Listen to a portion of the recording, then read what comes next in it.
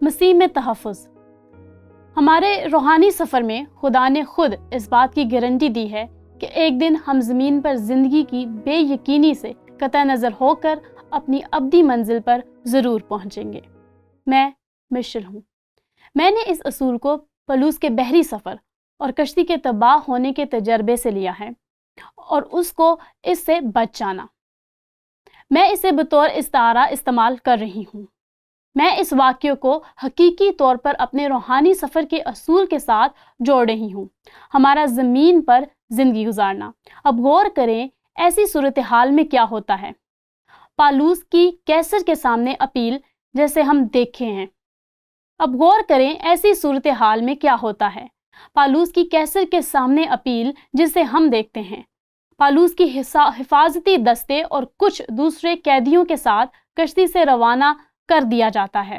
وہ ان کے ساتھ بڑی عزت کے ساتھ پیش آتا ہے کیونکہ وہاں پر ایک کیسری سپاہی ہوتا ہے جس کا نام جولیس ہوتا ہے اور وہ پالوس کے ساتھ بڑے احترام کے ساتھ برتاؤ کرتا ہے اور اس کو بڑی آزادی دیتا ہے۔ چنانچہ وہ کیسریا چھوڑتے ہیں اور وہ حسین بندر پہنچتے ہیں۔ یہ کریتے میں ایک ٹاپو ہوتا ہے، لہٰذا یہاں پر ایک جغرافیائی منظر بھی ہے۔ آپ ان کو کیسریا چھوڑتے دیکھیں گے، سمندر کے کنارے سیدھا جاتے ہوئے۔ وہ مورا آئے، چلتے چلتے بالآخر حسین بندر آئے۔ اب غور کریں جب وہ حسین بندر آئے تو کیا ہوا۔ ہم پڑھتے ہیں اعمال باب 27 آیت 9 میں، جب بہت عرصہ گزر گیا اور جہاز کا سفر اس لیے خطرناک ہو گیا کہ روزہ کا دن گزر چکا تھا تو پالوس نے انہیں یہ کہہ کر نصیحت کی، اے صاحبو، مجھے معلوم ہوتا ہے کہ اس سفر میں تکلیف اور بہت نقصان ہوگا، نہ صرف مال اور جہاز کا بلکہ ہماری جانوں کا بھی۔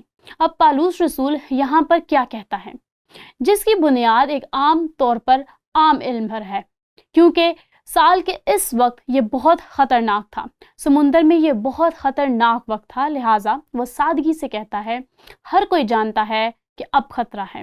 یہ پیشن گوئی کا منظر تھا۔ جن مشکلات کا ہم سامنا کر رہے تھے وہ گزشتہ سال میں ہمارے تجربہ کی بنیاد پر ہے۔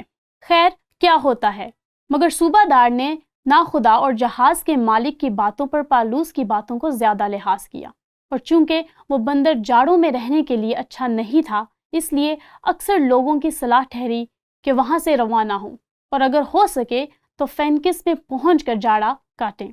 وہ کریتے کا ایک بندر رہے جس کا رخ شمال مشرق اور جنوب مشرق کو ہے۔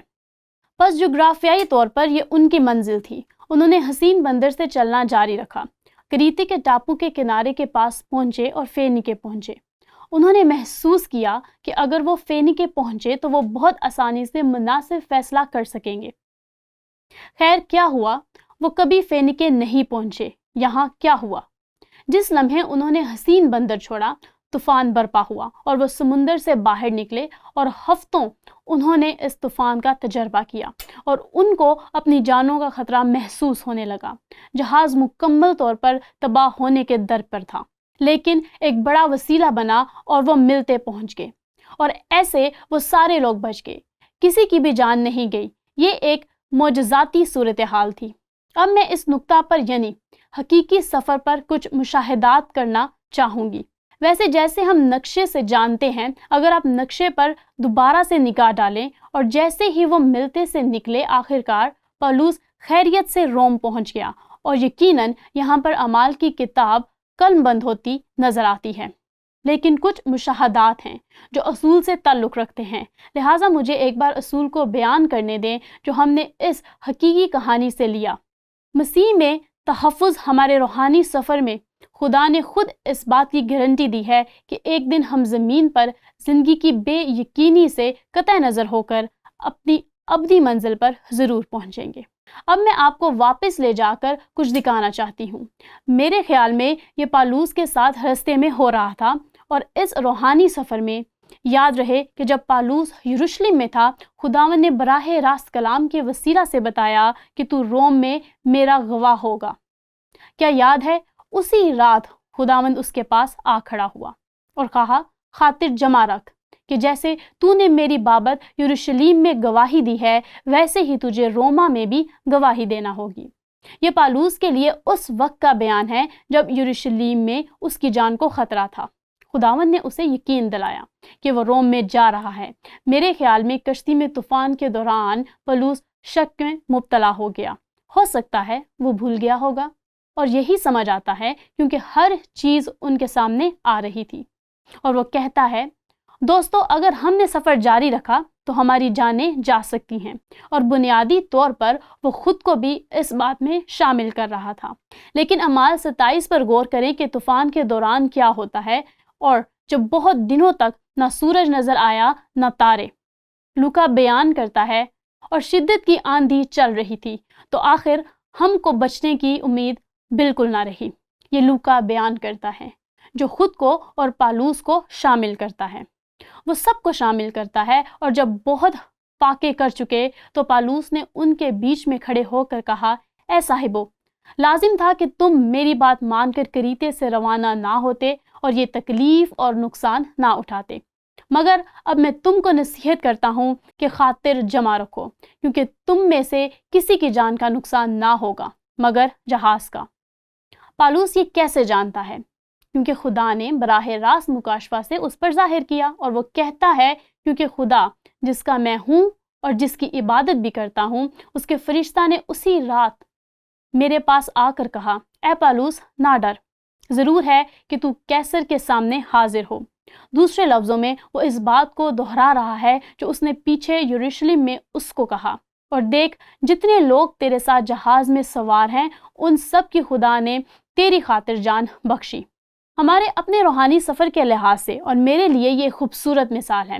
ہم شک کر سکتے ہیں، اور میرے خیال میں ہم سب نے اپنے شکوک کیے ہیں، لیکن یاد رکھیں کہ خدا کے ابدی وعدے کبھی بھی ناکام نہیں ہوتے، وہ ہمارے لیے لکھے ہیں۔ اگرچہ ہماری زمین پر لمبی زندگی کی کوئی ضمانت نہیں اور ہمارے پاس بالکل نہیں، اب یہاں پر ہمارے روحانی سفر میں ایک ابدی وعدہ کیا گیا ہے، کیونکہ مجھ کو یقین ہے کہ خدا کی جو محبت ہمارے خداوند مسیح یسوع میں ہے، اس سے ہم کو نہ موت جدا کر سکے گی، نہ زندگی، نہ فرشتہ، نہ حکومتیں، نہ حال کی، نہ استقبال کی چیزیں، نہ قدرت، نہ بلندی، نہ پستی، نہ کوئی اور مخلوق۔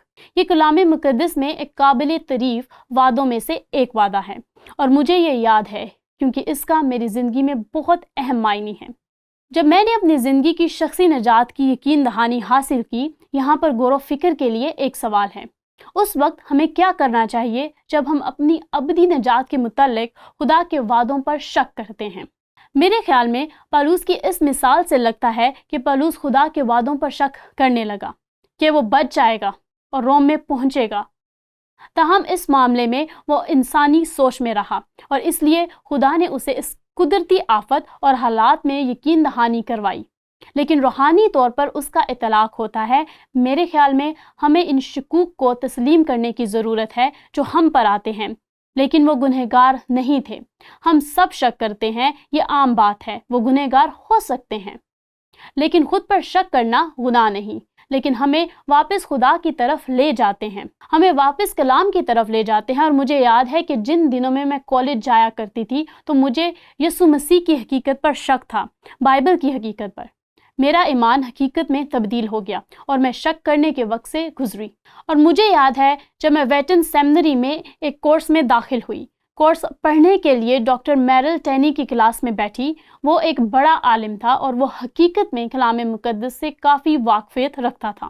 اس نے یوحنا کی انجیل سکھائی جو یسوع کو مسیح ثابت کرنے کے لیے لکھی تھی، اور اس کا بہت وسیع معنی ہے، لیکن ایک جس کا میری زندگی میں بہت وسیع معنی ہے۔ یہاں ایمان میں ایک سورما تھا جس نے شک کیا، اور اس نے وہ شکوک بیان کیے، لیکن اس نے یہ بھی بیان کیا کہ کیسے اس نے کلام خدا کے مطالعہ سے اپنے ان شکوک کو دور کیا۔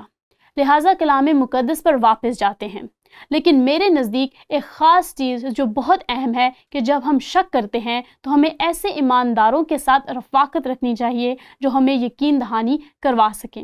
اس لیے ہمیں مسیح کے بدن کی ضرورت ہے، اس لیے ہمیں ایک دوسرے کی ضرورت ہے، اور میرے لیے ان کہانیوں کو مطالعہ کرنا جہاں خدا نے نامور مسیحیوں کو استعمال کیا، اور یہ ظاہر کرنا کہ انہوں نے بھی بہت دفعہ شک کیا اور ان کی زندگیوں میں تاریکی رہی، اس لیے میرے خیال سے ہمارے پاس پولوس کے اس سفر میں ایک معجزاتی استعارہ ہے، اور یقیناً اس کے لیے اور اس کی زندگی میں یہ صرف جغرافیائی دورہ نہیں تھا، بلکہ اس کے لیے یہ ایک روحانی سفر تھا۔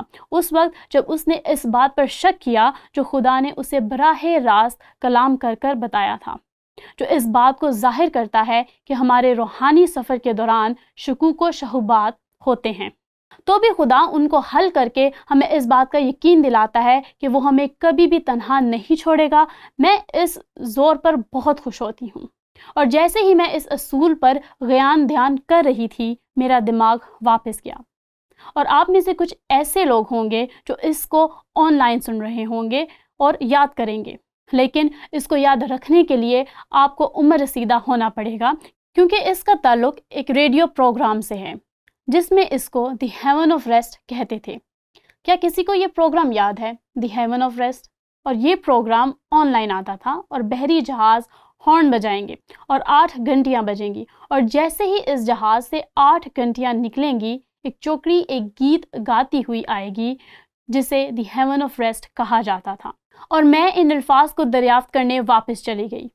ویسے یہ الفاظ 1890 میں ہنری گلمور کے نام سے ایک جینٹل مین نے لکھے تھے، اور اسے موسیقی پر سیٹ کیا گیا تھا، اور یہ سارا سفر بحری تھا، ایک روحانی سفر۔ اور پہلا جملہ پڑھتی ہوں: میری روح دکھ کی زندگی کے سمندر سے نکلی۔ آپ دیکھ سکتے ہیں کہ کیسے وہ پالوس کے اس تجربے کو اٹھاتا ہے۔ تو گناہ کے بوجھ تلے دبے ہوئے اور پریشان، یہاں تک کہ میں نے ایک میٹھی آواز سنی جس میں کہا گیا، مجھے چن لو، اور میں نے آرام کی پناہ گاہ میں داخل ہو گیا۔ اور پھر کورس پڑھتا ہے، میں نے اپنی روح کو آرام کی پناہ گاہ میں لنگر انداز کر دیا، میں وسیع سمندروں میں اور نہیں چلوں گا، طوفان جنگلی طوفانی گہرائیوں سے اوپر جا سکتا ہے۔ یسوع میں پہلے سے زیادہ محفوظ ہوں، اور اس لیے آپ کے پاس ایک خوبصورت عملی اطلاق ہے۔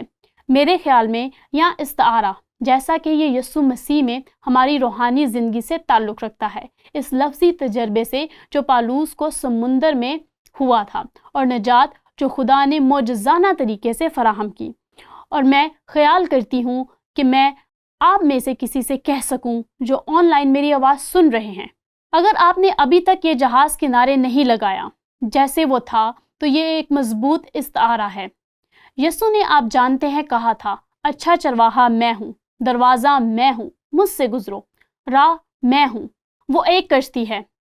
اگر آپ یہ استعارہ بھی استعمال کرنا چاہتے ہیں، اس کشتی میں داخل ہوں، اور وہ کشتی آپ کو ابدی زندگی میں لے جائے گی۔